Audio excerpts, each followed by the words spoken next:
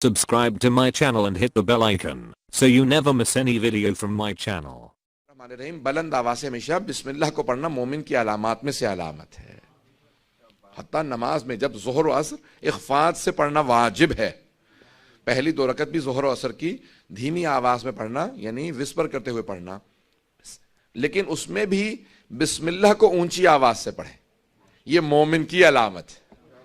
और कब से अलामत है? जब से अदावत अली में किसी शाम वाले ने बिस्मिल्लाह को कुरान से हज़्फ किया तो मौला ने बताया कि अब जितने मेरे मानने वाले होंगे वो हमेशा बिस्मिल्लाह भी ऊंची आवाज से पढ़ेंगे।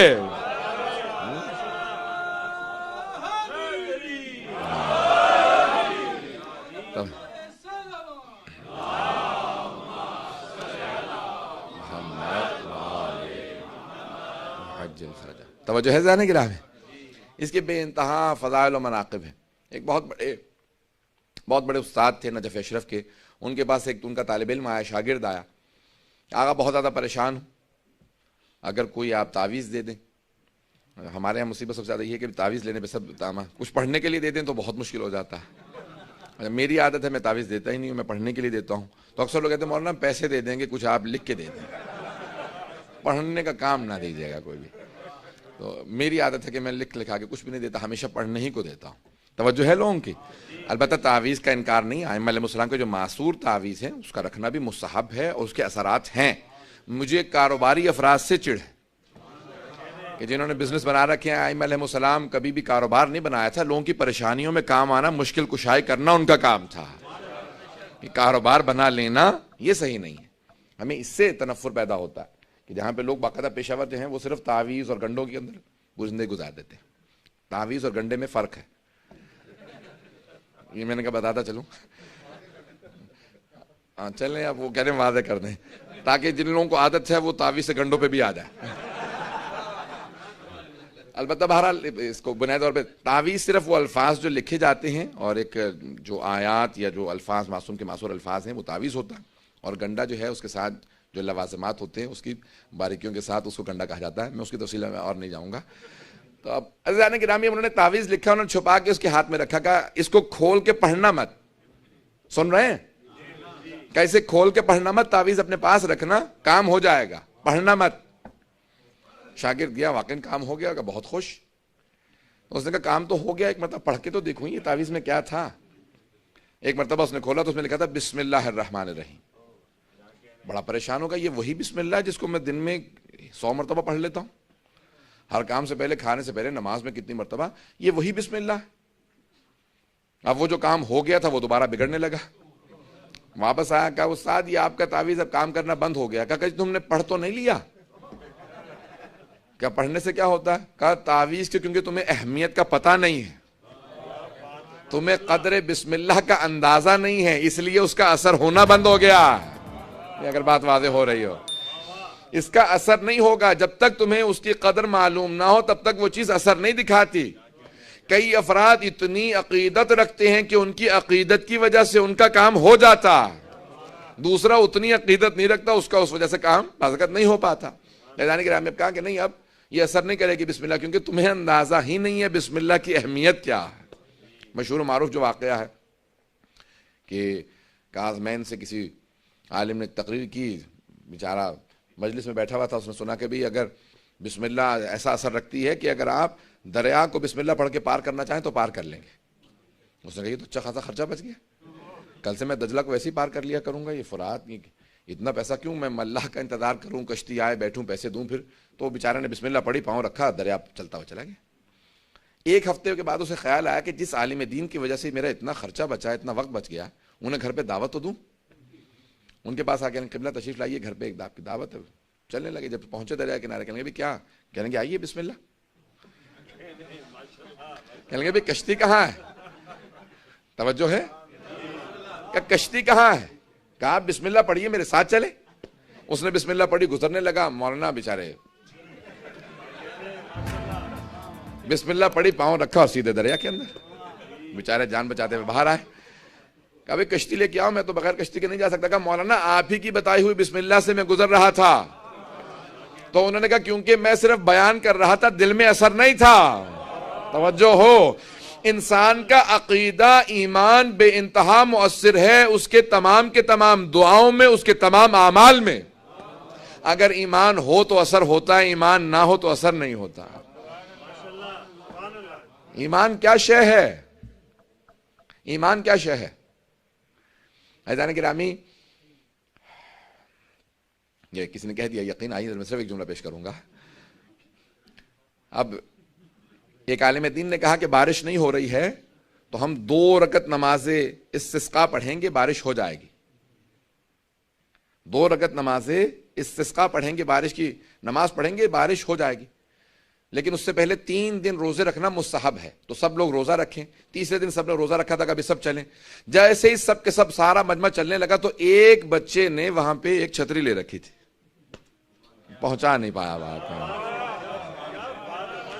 بس پورے مجمع میں ایک ایسا بچہ تھا جس نے ہاتھ میں چھتری لے رکھی تھی، امبریلا تھی اس کے ہاتھ میں۔ تو بچے سے پوچھا بیٹا یہ امبریلا کہاں سے؟ آج کل تو بارش ہو ہی نہیں رہی ہے، قحط پڑا ہوا۔ کہا بھی مولانا نے بتایا تھا 2 رکعت نماز پڑھیں گے تو بارش ہوگی، میں اس ایمان کے ساتھ جا رہا ہوں۔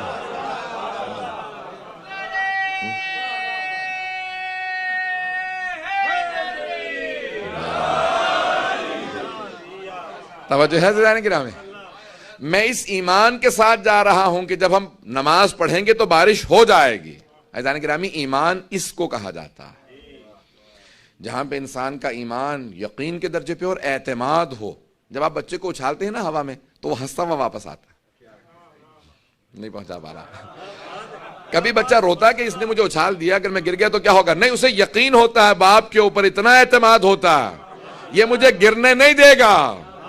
اگر بچے کا باپ پہ اتنا یقین ہو، اتنا اعتماد ہو تو بچہ گرتا نہیں، ہنستا ہوا آتا ہے۔ کم از کم اتنا ہی اللہ پہ اعتماد کر لیں جتنا آپ کے بچے کا آپ پہ۔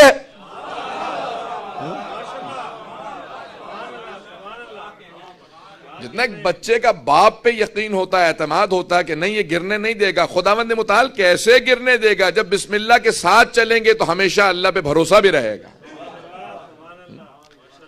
توجہ تو ہے، لوگ پریشان تو نہیں ہو رہے ہیں؟ عزیزان گرامی، ابھی بسم اللہ الرحمن الرحیم بے انتہا اس کے فضائل ہیں۔ آئے ذرا تھوڑی سی تفسیر، بلکہ اب سوچ رہا ہوں کہ فضیلت ہی پہ آج پڑھ لیتا ہوں کیونکہ تفسیر مکمل نہیں کر پاؤں گا، اگر کل اس کی تفسیر کو مکمل کر دوں گا۔ تھوڑے سے اور فضائل بسم اللہ کے پیش کر دوں؟ عزیزان گرامی، بے انتہا فضائل ہیں، علماء میں بہت مناقب لکھے ہیں۔ اس کے 5 کلمات ہیں، ذہن میں رکھ لیجئے گا۔ بسم اللہ کے 5 کلمات ہیں۔ عربی میں کلمہ کہتے ہیں اسم کو یا فعل کو یا حرف کو۔ کلمے کی 3 قسمیں ہیں۔ کلمہ انگلش میں آپ لوگ کہتے ہیں ورڈ۔ 3 اقسام ہیں، ناؤن ہے، ورب ہے، پارٹیکل ہے۔ ناؤن، اب انگلش کی گرامر تو آج کل پڑھائی ہی نہیں جاتی ہے، تو کہہ رہے ہیں کہ عربی سے زیادہ مشکل آپ نے انگلش بنا دی ہمارے لیے۔ اب غور سے سنیں گے عزیزان گرامی، اب 3 کلمے کی اقسام ہیں، اسم ہے، فعل ہے، حرف ہے۔ بسم اللہ الرحمن الرحیم میں 5 کلمات ہیں، بے حرف ہے۔ اس کے بعد ہے اسم، وہ اسم ہے، پھر ہے اللہ، وہ اسم ہے، پھر ہے الرحمن، وہ اسم ہے، پھر ہے الرحیم، وہ اسم ہے۔ بسم اللہ 5 کلمات کا مجموعہ ہے، 1 حرف ہے، 4 اسم ہے۔ یہی کچھ حال پنجتن کا بھی ہے۔ وہاں پہ 5 ہستیاں ہیں، 1 بی بی ہیں، 4 مرد ہیں۔ عزیزان گرامی، جتنا غور کرتے چلے جائیں گے قرآن میں ہر جگہ پہ آپ کو آل محمد کے فضائل نظر آتے چلے جائیں گے۔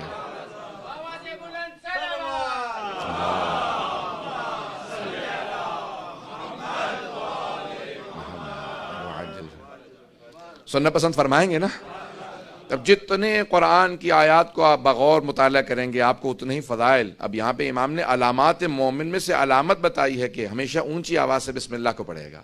عادت بنا لیں اپنی، ہر کام سے پہلے بسم اللہ الرحمن الرحیم۔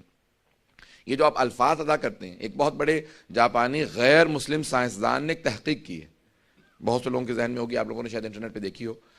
تو اب اس نے کہا کہ میں جتنے الفاظ ہیں ان کا اثر کیا ہوتا ہے ہمارے کھانے پینے پہ، تو اس نے پانی کے اوپر تحقیق کی ہے۔ تو اس نے صرف بسم اللہ مسلمانوں سے لی اور اس کے اوپر لگا دیا، تو اس نے کہا سارے مالیکیولز جو تھے پانی کے وہ اتنے مثبت انداز سے تبدیل ہو گئے تھے کہ اس پانی کا اثر ہی سوائے اچھائی کی اور کچھ نہیں ہے۔ اور جب میں نے اسی کے اوپر شیطان کا نام لکھا تو کہا بھئی تمہارے نزدیک سب سے زیادہ مبغوض شے کیا ہے؟ کسی نے کہا شیطان ہے، کسی نے کچھ جانوروں کے نام دیے، اگر پہنچ رہے ہوں لکھ دیے. کہا کہ یہ نام لکھ دو. تو اس کے بعد بالکل پانی کے اثرات مختلف ہو گئے. کہا کہ اس پانی کے پینے کا اثر انسان کی اپنی روح پہ، نفس پہ، اس کے جسم پہ بہت منفی ہے، اور جب بسم اللہ لکھ لیتے ہیں تو اس کا اثر مثبت ہے. لکھنے کا یہ اثر ہے، اور اگر کوئی پڑھ کے پانی کو پیے گا تو اس کا اثر کیا ہوگا؟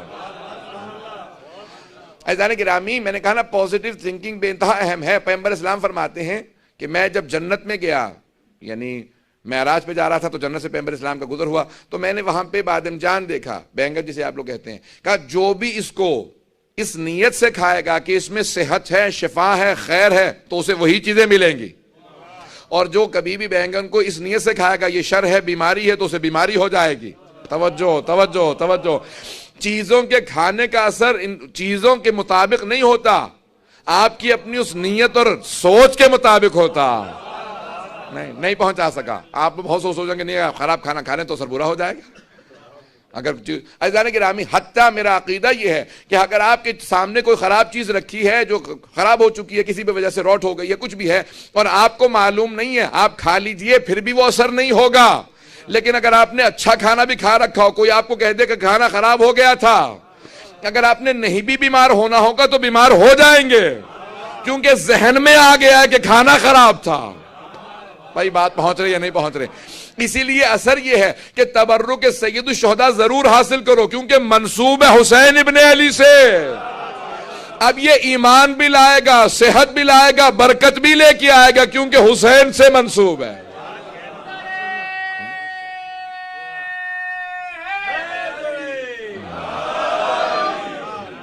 بات واضح